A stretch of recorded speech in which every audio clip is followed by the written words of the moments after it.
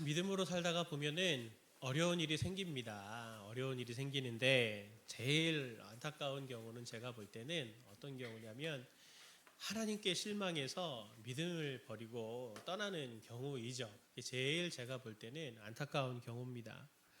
오늘도 지금 보면은 세례 요한이 지금 옥에 갇혀 있는 상황이에요. 옥에 갇혀 있는 상황에서 뭔가 의심이 들어서 예수님께 의심이 들어서 자기의 제자들을 보내서 예수님께 질문을 하죠. 오실 그이가 당신입니까? 당신이 메시아입니까? 이 질문을 하고 있습니다. 근데 이건 생각해 보면 그냥 한번 궁금해서 물어보는 질문이 아니에요. 세례 요한이라고 하는 사람이 사역의 자기의 삶의 이 목표가 아주 선명한 사람이잖아요. 하나님의 이 말씀에 따라서 또 하나님께서 나를 부르신 것에 따라서 뒤에 오실 메시아를 나는 그 길을 닦는 사람이다. 이게 뭐 어떤 그림이냐면 오늘날도 이렇게 보면은 아마 이제 미디어나 이런 것들 통해서 보겠지만 의전 비서관 아시죠? 대통령이 어디를 간다 그러거나 또는 어떤 무슨 조약을 맺는다던가 하면은 당사자들이 가가지고 거의 다 일을 해놓고 맨 마지막에 이제 이렇게 사인을 하거나 그 뭐 사장이라든지 회장이라든지 대통령이라든지 그러니까 이렇게 앞에 일들을 해놓는 사람, 뒤에 오실 사람을 위해서 많은 부분 일들을 해놓는 사람이 바로 이 세례 요한인데 메시아에 올 역할들을 앞에서 미리 길을 닦아서 이분이 메시아다라고 하는 것을 선명하게 그리고 그분이 메시아 사역을 할 수 있도록 길을 닦아놓는 사람이 바로 이 세례 요한이에요. 그런데 지금 자신은 이걸 위해서 자기 인생을 바쳤단 말이에요. 인생을 바쳤는데 지금 감옥의 맨 마지막 순간에 그게 궁금한 거죠. 정말 당신이 메시아입니까? 이 얘기인 즉슨 예수님이 뭐 메시아이고 아니고 이게 중요한 것도 있겠지만 본인에게는 자기의 삶에 대한 모든 의미가 지금 여기에 다 달려 있는 거죠. 그러니 얼마나 믿음이 지금 크게 흔들리고 있는가라고 하는 것을 볼 수 있습니다. 요한의 제자들이 예수님께 이 질문을 할 때 예수님은 어떻게 대답을 하시나요? 맞아. 그래 네가 생각하는 그 메시아야 라고 그렇게 답해 주시면 참 좋을 텐데 약간 요 말씀을 보면은 선문답 같습니다. 생뚱맞은 이야기를 하는 것 같아 보여요.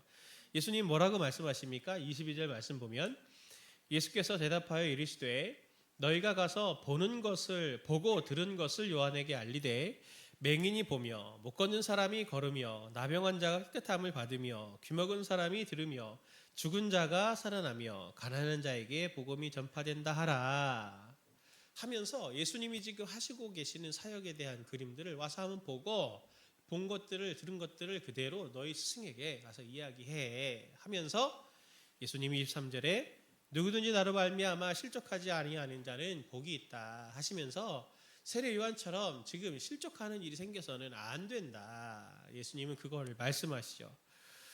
근데 한번 생각해 보세요. 세례 요한 같은 사람도 믿음이 흔들려요. 왜 이런 일이 생기나요? 우리는 어떻게 그것을 방지할 수 있을까요? 왜 그런 일이 생기냐면 그런 일이 생길 수 있습니다. 제 선배 중에 하나인데 제 간증이에요. 이 선배가 공부를 잘했어요. 학부 때. 그래가지고 진짜 똑똑해요. 제가 봐도. 교수님이 선배를 불러가지고 너는 내가 도와줄 테니 유학을 하는 게 어떻겠니? 내가 길을 열어주겠다. 그래서 기도해보고 그렇게 하겠습니다. 해가지고 학교에 지원해서 거기에서 이제 입학 허가가 떨어졌죠. 그리고 또 뭐 교수님이 도와주셔가지고 거기에 이제 거주할 집도 잘 구해졌어요. 미국에 안 가고. 근데 이제 맨 마지막에 이제 막 기도 제목을 저한테도 나누면서 정건아 이제 나 유학 갈 거다. 가서 이렇게 지금 여기까지 준비가 됐다. 잘 준비되게 기도해달라. 딱 그랬는데 유학을 가려면 최종적으로 뭐가 나와야 돼요? 비자가 나와야죠. 대사관에 딱 갔는데 문제가 생긴 거예요. 비자가 안 나온 거예요. 비자가 안 나왔어. 비자가. 그래서 어떻게 됐을까요? 선배가 못 갔습니다. 최종적으로 못 갔어. 이걸 위해서 사실은 한 1년 반을 준비를 했거든요. 그러니까 엄청 기도하면 기도할수록 하나님께서 나를 되게 이 선배가 이렇게 전공하려고 했던 게 이 사회복지 쪽이었어요. 그래서 이걸 가지고 1년 반을 준비하면서 기도할수록 하나님께서 순적하게 열어주셔서 정말 다 준비가 됐는데 막판에 비자가 딱 안 나와갖고 미국을 딱 못 가니까 이 선배가 어떻게 됐냐면 하나님께 화가 났죠. 그래서 남은 1년 반을 어떻게 지냈냐면 스타크래프트를 하며 밤낮으로 스타크래프트를 하며 쇼미더머니 특히 써가면서 이제 막 1년 반 동안 제가 군대 갈 때는 멀쩡했는데 휴가 나오니까 기숙사도 아니고 혼자 방 얻어가지고 쇼미더머니 스타크래프트를 하고 있더라고요. 그러면서 하나님께 엄청 원망이 커서 일상생활이 안 되고 알바도 안 하고 그냥 거의 뭐 폐인처럼 1년 반을 그렇게 지내길래 형 어떻게 하려고 그래. 제가 그렇게 얘기해 줬는데 그런 일이 생길 수 있단 말이죠. 예. 어떻게 된 거예요? 그 선배가 기도 응답 받은 건? 그런 일들이 지체들한테 일어나지 않을 거라고 되게 두렵잖아요. 이런 거 불안하게 지금 만드는 건가요? 이런 일이 생기는 이유는 왜 그러냐면 오늘 세례 요한에게 일어난 현상과 똑같습니다. 세례 요한도 보면은 세례 요한이 본인이 생각하는 메시아의 그림이 있는 거잖아요. 메시아의 그림이 있는 거예요. 근데 실제 예수님이 보여주시는 메시아의 모습은 지금 세례 요한이 스스로 생각했던 메시아의 모습과 이게 그림이 다르니까 이게 굉장히 지금 이제 불안해지는 그림인 거죠. 오늘 똑같은 현상이 24절에도 등장을 합니다. 예수님이 뭐라고 하시냐면 이 세례 요한의 제자들이 돌아가고 난 다음에 예수님 주변에 있는 사람들에게 예수님이 이렇게 물어보시죠. 너희가 무엇을 보려고 광야에 나갔느냐? 광야에 무엇을 보려고 광야에 나갔느냐 하시면서 바람에 흔들리는 갈대냐 아니면 너희가 무엇을 보려고 나갔느냐 부드러운 옷 입은 사람이냐 부드럽고 화려한 옷 입은 사람은 왕궁에 있다. 이게 무슨 말이냐면 세례 요한이 광야에 있었잖아요. 광야에 있는 세례 요한을 만나러 갈 때 사람들은 너희들은 뭘 기대를 했냐?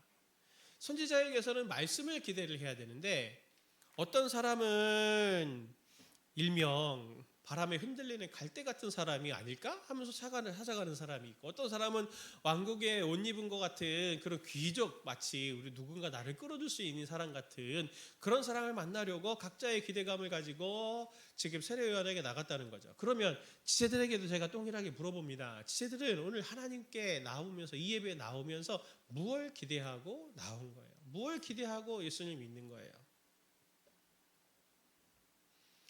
우리가 자주 빠지는 함정이 뭐냐면 자기가 머릿속으로 그린 그림을 하나님의 뜻이라고 생각하는 경우들이 너무 많고 그걸 또 하나님이 뜻이다라는 생각이 들면 그걸 설계도 삼아서 삶의 집을 막 지어가는 거죠. 그러다가 어려운 일이 딱 생기면 실제로 하나님은 그렇게 응답하신 적이 없는데 스스로가 하나님의 뜻이라고 이렇게 잘못 오해해서 생각한 걸 하나님의 뜻이라고 생각하다가 하나님께 모든 원망을 쏟아붓는 그림들이 있을 수 있다는 거죠. 결국 무슨 말이냐면 우리가 하나님 앞에서 받는 믿음이 있고 우리가 또 나 반드시 그렇게 되었으면 좋겠어 라고 하는 신념이 있잖아요.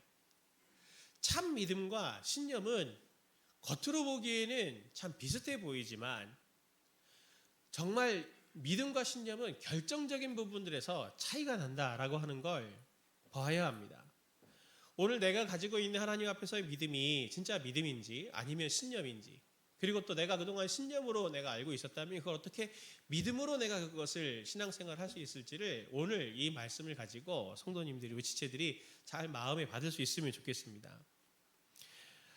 성경을 보면 가끔씩 주목하는 독특한 사람들이 나오는데 어떤 사람들이냐면 배도한 사람들이에요.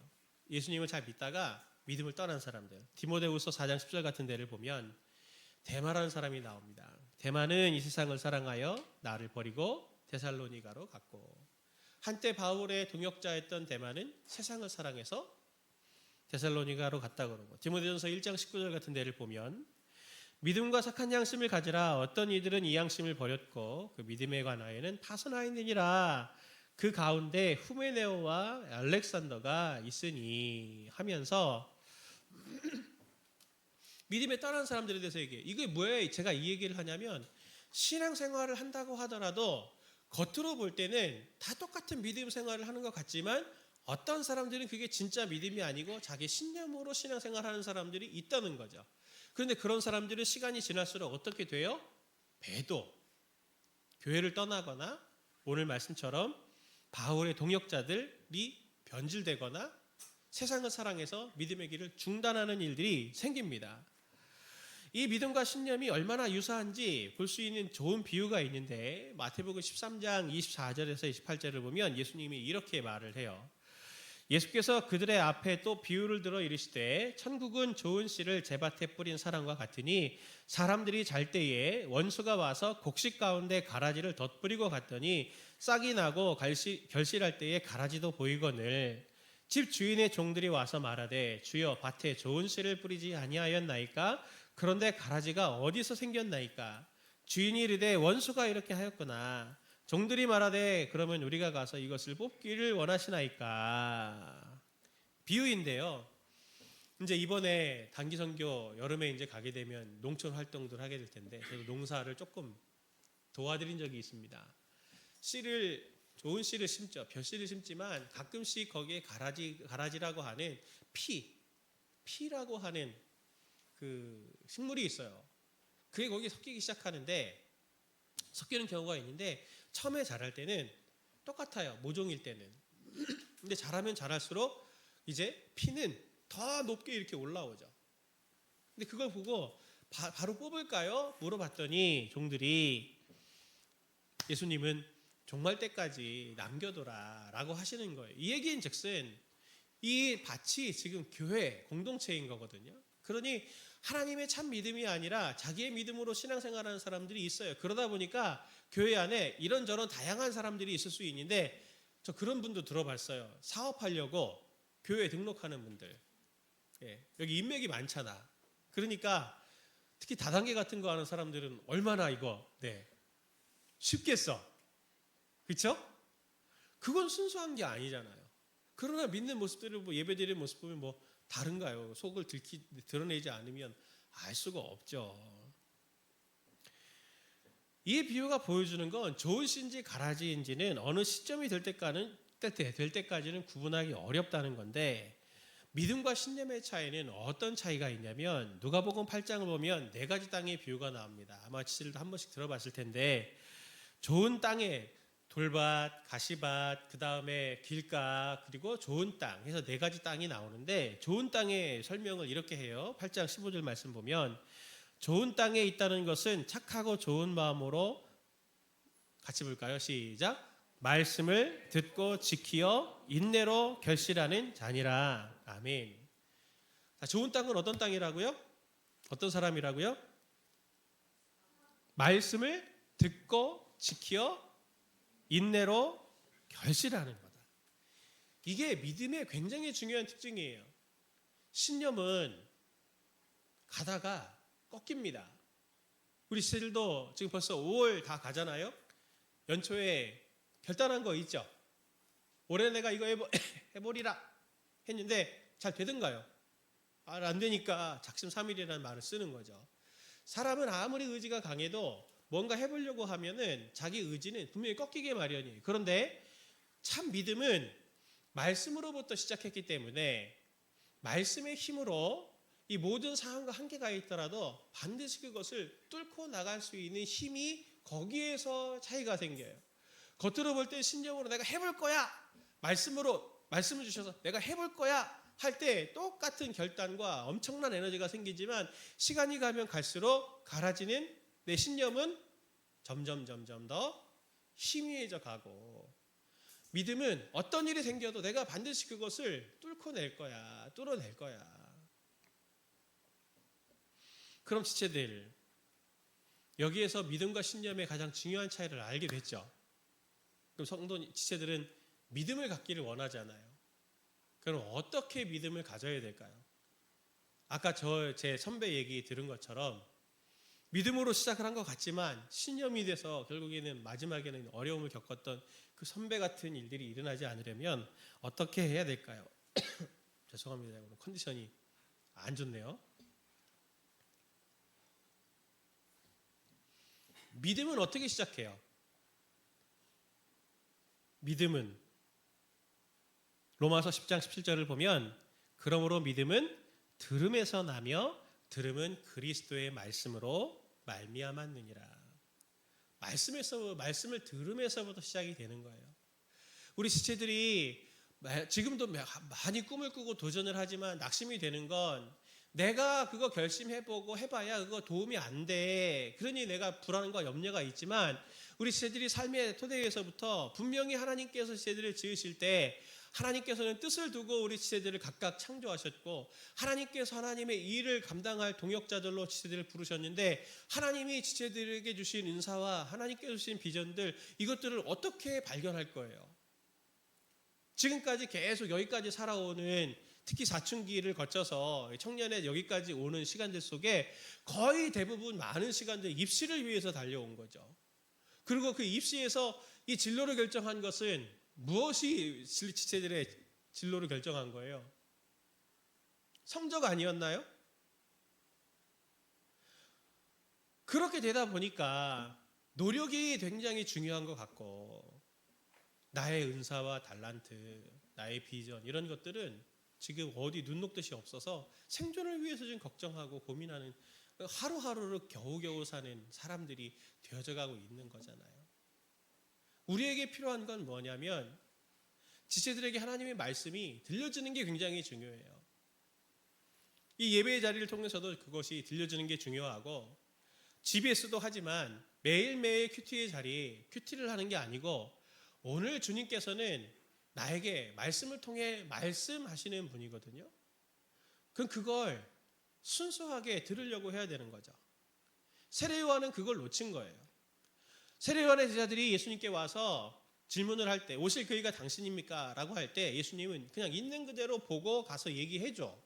예수님은 그렇게 얘기하셨죠. 무슨 말이야? 선입견을 지우고 너가 보는 걸 그냥 가서 전해줘. 왜냐하면 세례요한은 선입견이 있어서 예수님이 하는 걸 안 봤냐고요. 안 들었냐고요. 다 들었어요. 그런데 그에게 있는 선입견이 하나님의 말씀을 있는 그대로 받으려고 하는 태도가 아니고 자기가 재해석하려고 하는 태도를 가지니까 말씀을 대하면서 이 말씀을 통해서 내가 지금 마음이 불안하니까 내가 마음의 평안을 얻어야 되겠다. 내가 이 고민이 있으니까 하나님이 이 말씀을 통해 내게 오늘 답을 주시겠다. 뭐 이런 태도도 굉장히 좋은 태도이기도 하지만 있는 그대로 하나님의 말씀 앞에 가서 하나님은 나의 목자가 되시고 하나님은 나를 지으신 분이고 하나님은 나를 인도하시는 분이다라고 하는 그것을 믿고 하나님이 오늘 내게 주시는 말씀 무엇일까? 주시는 대로 내가 한번 따라 볼래요? 라고 하는 이 마음의 태도를 가지고 말씀 앞에 나아가야 하나님의 말씀이 들리지 안 들려요. 그거 다 경험해 봤잖아요. 좋은 얘기인데 기분 나쁜 얘기가 있잖아요. 잔소리. 그렇죠? 예. 제가 저희 집에 어떤 애가 그랬어요. 아빠 꼰대가 뭔지 알아? 그 질문을 하길래 글쎄 모르겠는데 그랬더니 안 궁금한데 자꾸 알려주는 게 꼰대야. 그러길래 제가 그 애한테 뭐라 그랬냐면 나 안 궁금했는데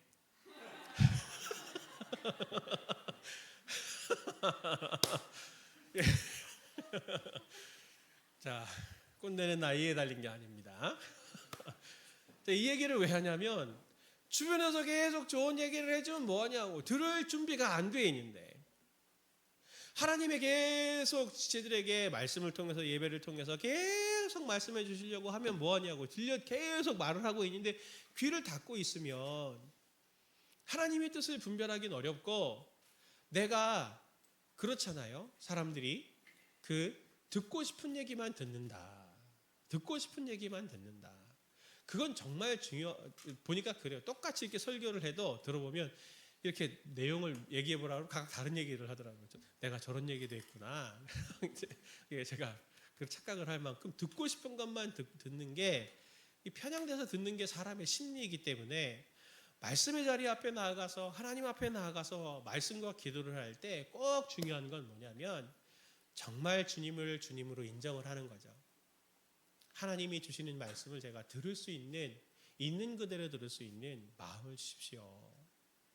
내 욕심이 원하는 걸 듣는 것이 아니라 하나님이 원하시는 걸 듣게 해달라고 기도하는 게 중요하고, 그리고 실제 기도의 자리에서 정말 많은 시간을 들여서 기도해야 될 건, 특히 예민한 결정들을 해야 되잖아요. 진로를 놓고 기도하든지, 또는 나의 배우자를 놓고 기도하든지, 또는 나의 어떤 중요한 문제들을 놓고 기도할 때 하나님 앞에 기도해야 하는 많은 부분들 중에 하나는 이게 내 욕심인 건지, 죄된 욕심에서 나오는 건지 아닌지를 알게 해달라고, 나의 이 선입견들을, 이 욕심의 이 눈들을 이렇게 벗겨달라고, 그걸 기도하는 게 굉장히 중요한 겁니다. 그렇게 해서 하나님 앞에 나아가서 하나님께 말씀을 구하면 하나님께서는 그 말씀을 주시고, 그 말씀이 믿음이 돼서 지체들로 하여금 이 모든 것들을 뚫고 나갈 수 있는 능력의 사람들이 되도록 하나님은 인도하실 거예요. 지체들에게 꼭 부탁드립니다. 오늘 누가복음 7장의 예수님의 모습에 주목하세요. 예수님은 지금도 많은 설명을 하지 않으시고 우리 지체들에게 자신의 모습을 있는 그대로 보여주실 거예요. 그분은 항상 우리에게 보이시는 분이고 말씀하시는 분이지 우리에게 설명과 설득을 하시는 분은 아닙니다. 항상 하나님은 말씀하시는 분으로 나타나죠. 지체들의 삶도 얼마나 쉽지 않습니까? 그러나 하나님의 말씀이 지체들의 삶에 들려지기 시작하면 정말 지체들의 삶은 훨씬 더 지금보다 영향력이고 능력이 있을 겁니다. 그것을 꼭 기억해서 말씀으로 잘 승리하는 우리 지체들 되시길 예수님의 이름으로 축원을 드립니다. 오늘 내게 허락하신 시련을 통해 같이 우리 함께 찬양하고 기도하겠습니다.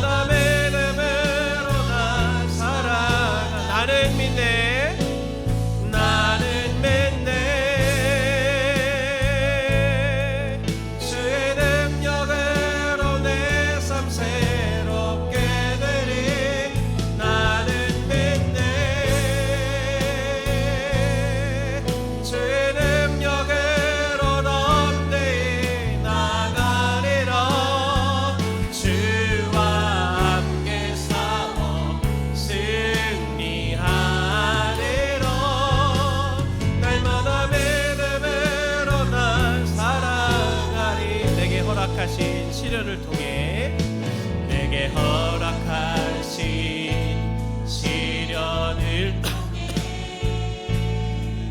나의 믿음 더욱 강하게 자라나고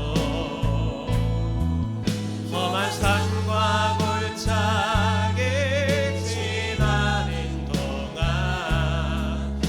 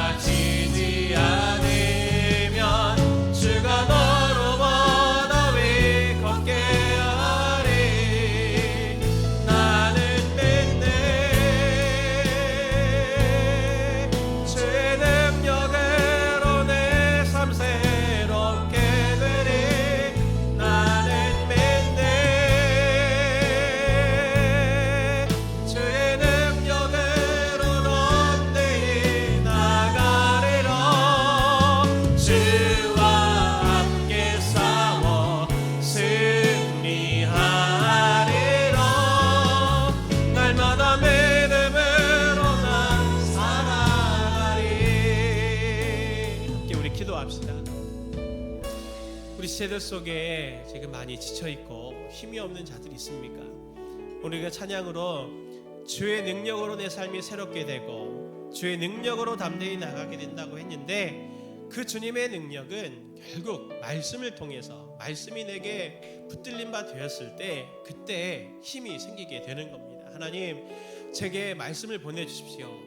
한 주간에 딱 한 구절의 말씀이라도 하나님 정말 중요하니 이 말씀이 내 마음에 심겨져서 그것이 믿음이 되게 하시고 용기와 힘이 되게 해주셔서 그 말씀대로 살아보려고 하는, 그 말씀으로 위로받고 그 말씀으로 살아내려고 하는 그런 삶이 될 수 있도록, 그래서 하나님 맨날 꺾이고 꺾이는 신념에 의해서 살아가는 헛된 신념으로 살아가는 삶이 아니라 반드시 이루어지고야만은 하나님의 그 약속의 말씀 붙들고 하나님 날마다 말씀을 성취해 나가는 힘 있는 삶을 하나님 내게 선물로 허락하여 주옵소서.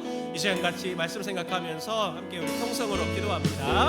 하나님 아버지, 주님 이 시간 우리 시체들에게 아버지 말씀에 붙들리는 것이 무엇인지를 알게 해주시기를 원합니다.